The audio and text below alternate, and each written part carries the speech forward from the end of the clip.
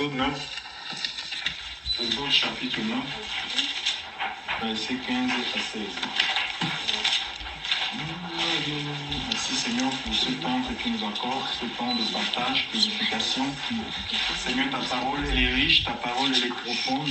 Nous te prions vraiment, Seigneur Dieu, de nous révéler encore, Seigneur, un autre aspect au travers de cette portion d'écriture de qui, Seigneur, tu es. Nous te disons merci, Seigneur, de tout ce que tu fais dans nos vies. Merci de prendre le contrôle de ces instants, Seigneur, et de te glorifier à nouveau encore dans nos vies, dans le nom de Jésus-Christ. Amen. Exode, chapitre 9, verset 15 à 16. Qu'est-ce qu'il dit?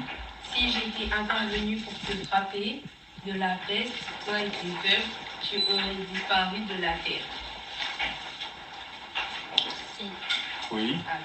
Mais voilà pourquoi je t'ai suscité, c'est pour te montrer ma puissance et afin que mon nom soit proclamé sur toute la terre. Oui, voilà, donc ici ce sont les paroles du Seigneur, hein, d'accord? Et c'est Dieu qui parle ici. Il est question de Pharaon, d'accord? Pharaon, il tenait le peuple juif, le peuple élu de Dieu, en captivité. Donc c'était ses esclaves. Ces gens-là étaient dominés, ils étaient pressés, pressurés par cet homme. Ils n'avaient pas de repos. Donc ils travaillaient dans le but de construire, de bâtir l'Égypte. Donc, et nous voyons Dieu va susciter un libérateur en la personne de Moïse. Et cet homme-là, Dieu va puissamment, il va non seulement le oindre et il va lui donner des signes assurés pour lui confirmer que c'était lui qui l'a envoyé. Donc quand il s'est rendu à Pharaon, et Pharaon a résisté en fait. Il y a eu plusieurs miracles. Hein. Le premier, c'était le serpent qui était son bâton qui était transformé en serpent. Donc les Égyptiens ont dit mais c'est quoi ça? Donc ils vont reproduire la même chose. Sauf que le serpent de Moïse va avaler le serpent des magiciens qui travaillaient pour le compte de Pharaon. Et puis il y a d'autres miracles qui vont s'enchaîner, comme l'eau qui va se changer en sang. Il y aura des grenouilles qui vont quitter des fleuves, des mares, des ruisseaux pour envahir les maisons. Donc jusque-là, Pharaon va toujours résister. Et on voit ici, le Seigneur dit ici, donc, et c'était à dessein en fait. C'était permis par Dieu, parce que imaginez un peu, écoutez ce que le Seigneur dit, il dit, si j'avais étendu ma main et que je t'eusse frappé par la mortalité, donc par la mort. Donc le Seigneur pouvait le tuer, d'accord? Imaginez un peu, le Seigneur pouvait envoyer, comme il a envoyé Moïse, et en un instant, parce que c'est Dieu qui tient les vies. Hein. Dieu tient les vies de toute chair. Les âmes de toute chair sont entre les mains de Dieu. Donc le Seigneur, on n'a pas besoin d'être malade. On n'a pas besoin d'être vieux pour mourir, d'accord?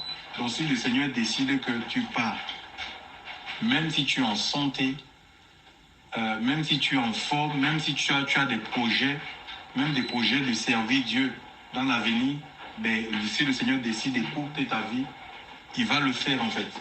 Donc il n'y a rien qui peut l'empêcher. Maintenant ici, donc les raisons pour lesquelles il n'a pas tué Pharaon, d'accord? Dieu n'a pas tué Pharaon, c'était dans le but de faire éclater pour que Pharaon sache, parce que comme lui, il adorait des dieux étrangers au Dieu de Moïse. C'était pour qu'il sache qu'il y a un Dieu qui est suprême, qui est au-dessus de tous les dieux qui étaient adorés en Égypte. C'était la première raison.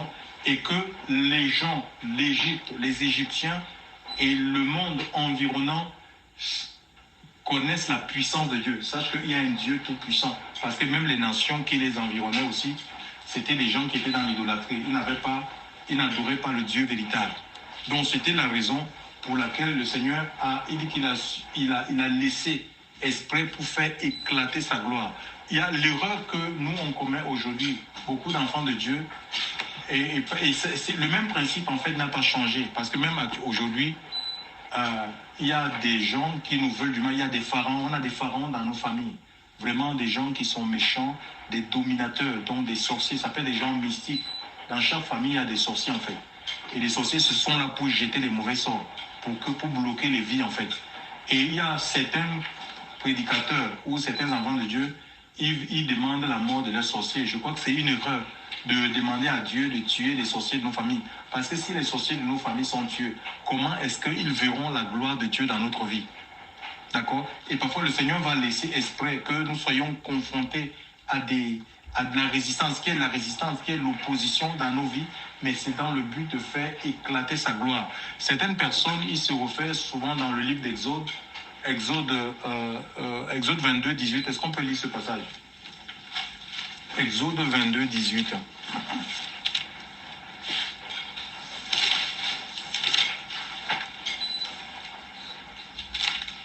Celui qui touche avec une bête sera puni. Non, Exode 22, 18, c'est pas ça. Tu ne laisseras point vivre la sorcellerie. Oui, autrement, oui. Tu ne laisseras point vivre la sorcière. Oui, tu ne laisseras point vivre la sorcière ou la magicienne au milieu de toi. Donc, c'était un ordre qu'ils avaient reçu. Ça, c'est le peuple juif. Et il y a aujourd'hui même beaucoup de pentecôtisants. Il dit, allez, on va tuer notre sorcier. Ce sont des prières en disant, tuons notre sorcier.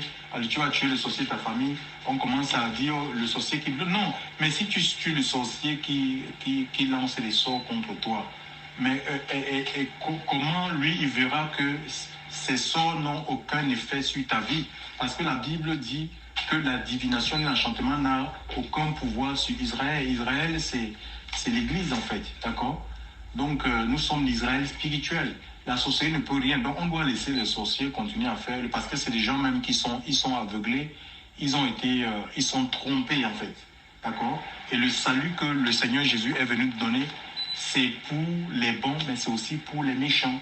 Et les gens, il a dit qu'il n'est pas venu, il est comme un médecin en fait.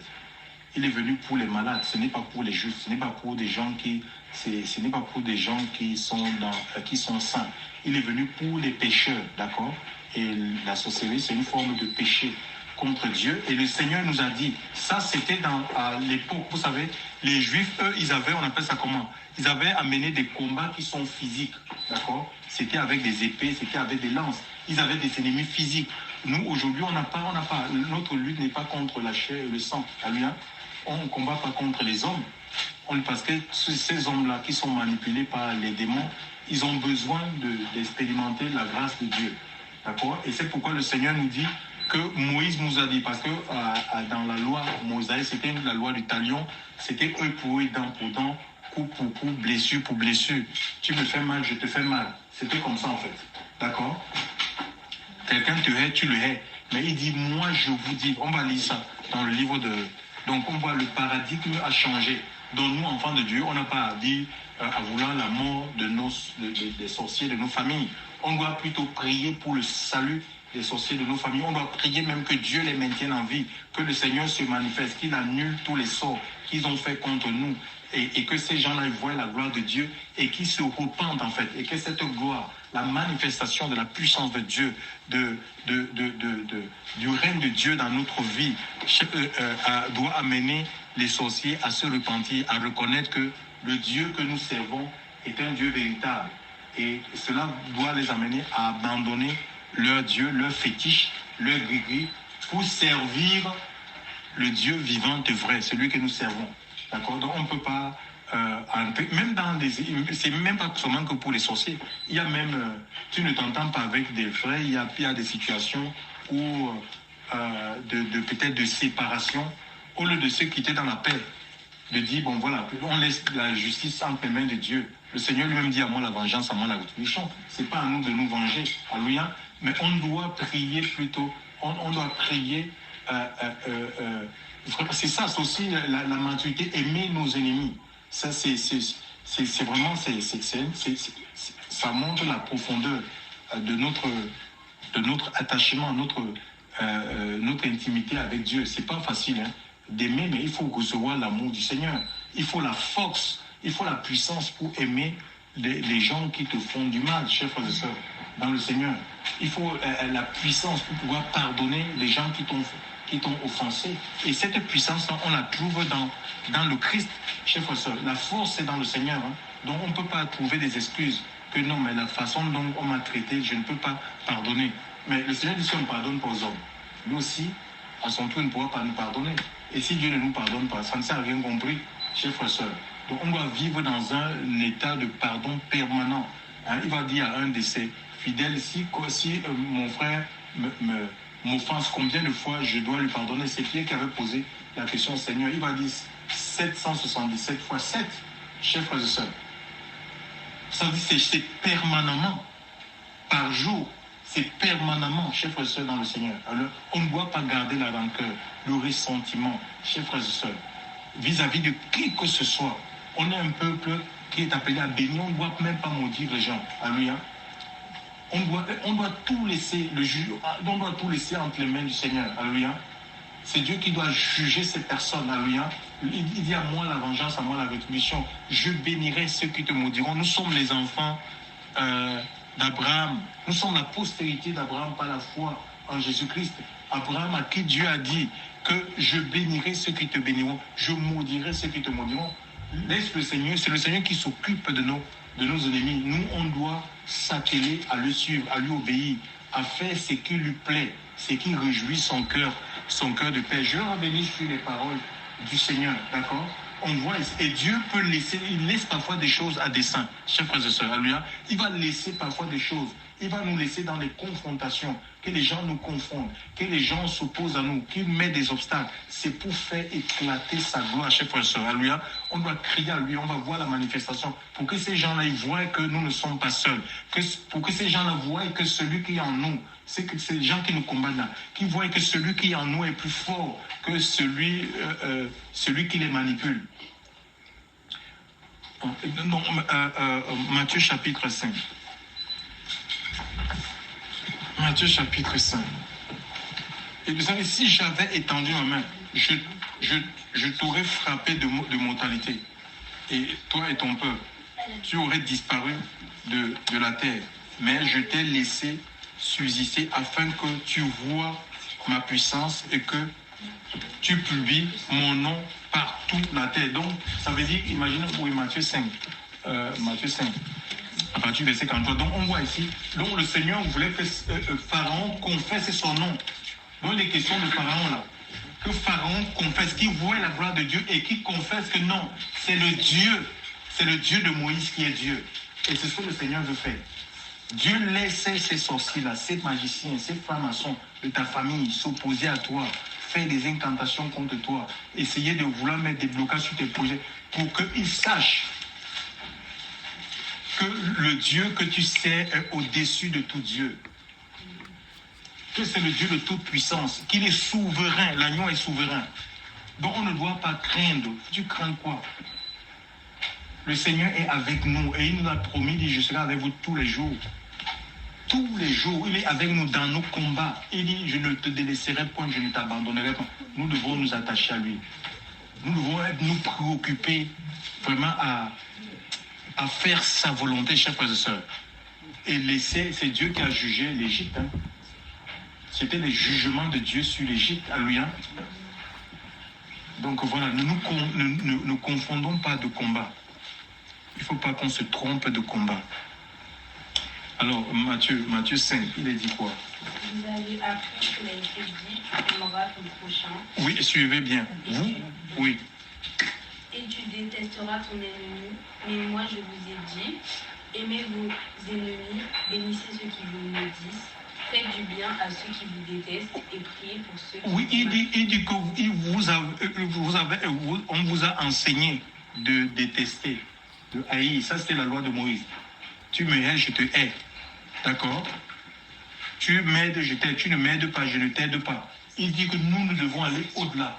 D'accord? On doit faire le contraire. Bénissez vos ennemis. Ne les maudissez pas. Les gens qui vous maudissent, vous devez les bénir. Priez pour ceux qui vous persécutent. Parce que ces gens-là, ils sont voilés. Faites du bien à ceux qui vous haïssent. Mais il faut de la forme. Le Seigneur ne peut pas seulement nous donner des paroles comme ça. Ça veut dire qu'il nous donne aussi les moyens pour pouvoir accomplir sa parole. Le Saint-Esprit, en fait. C'est possible par l'Esprit de Dieu. Donc, on doit laisser vraiment le Seigneur gagner nos vies, envahir nos vies, chers frères et sœurs, remplir nos vies, chers frères et sœurs, pour que cette parole ne soient pas seulement des mots ou une lettre, alléluia, mais qu'elles deviennent vivantes en nous, chers frères et sœurs. C'est l'Esprit de Dieu qui rend vivante la parole de Dieu dans nos cœurs. C'est possible, chers frères et sœurs dans le Seigneur, alléluia, de ne pas rendre le mal par le mal, coup pour coup. Il y a des gens comme ça. Il y a des moments où même on n'a même pas besoin de répondre, que le silence c'est une réponse, que tu n'as pas besoin de répondre à tout. Vraiment, puisse le Seigneur guider nos vies, puisse le Seigneur influencer nos vies. En fait, nous avons besoin d'être influencés sous l'influence de l'Esprit Saint. Qu'on n'a pas à répondre à tout. Ce n'est pas à tout qu'on répond. Même il y a des silences qui sont des réponses en fait.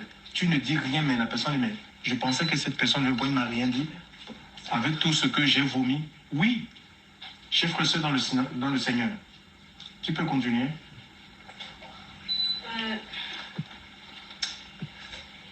Et qui vous persécute, afin d'être le fils de votre Père céleste. En effet, il faut lever son soleil sur les méchants et sur les bons, et il fait pleuvoir sur les justes et sur les injustes. Si vous aimez ceux qui vous aiment, quelle récompense méritez-vous? Les collecteurs d'impôts n'agissent-ils pas de même? Et si vous saluez seulement vos frères, que faites-vous d'extraordinaire? Les membres des autres peuples n'agissent-ils pas de même? Soyez donc parfaits, comme votre Père céleste est parfait. Oh oui, voilà, on dit que si on aime seulement les gens qui nous aiment, les païens, ils font comme ça. Les gens qui sont méchants, ils s'aiment entre eux, ils s'invitent entre eux, chers frères et sœurs. Alléluia.